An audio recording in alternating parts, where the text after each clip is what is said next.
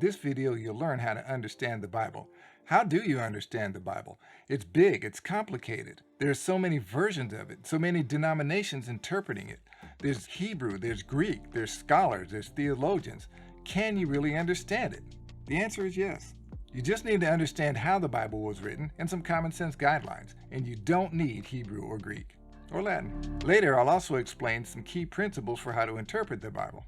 I'm Robert Ash. Welcome to the Thinker's Bible. How was the Bible written, and what's its purpose? It's God's history for us, about how the human race fell into wrongdoing or sin, how God planned from the time we fell to save us through Jesus Christ from our sins and the eternal consequences of our sins, how God worked his plan, and how is it all going to end. Put another way, the Bible is the salvation history of humanity. That's its purpose.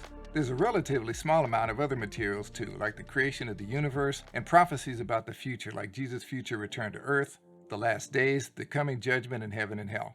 But again, almost all of the Bible is a history of God's plan to save us from the eternal consequences of our sin through faith in the death and resurrection of Jesus Christ, who is God in the flesh, and how to live the Christian life of faith in him.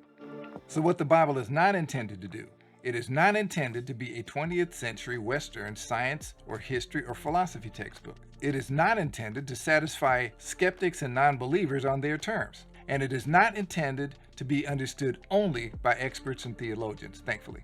The Bible is written more like a letter from a father to his family about plans for his family and some family history shared around a campfire.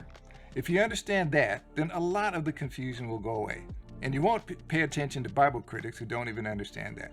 In my next video, I'll explain the 6 different styles of writing in the Bible. So please share this video and watch this other video to help you understand the Bible even better.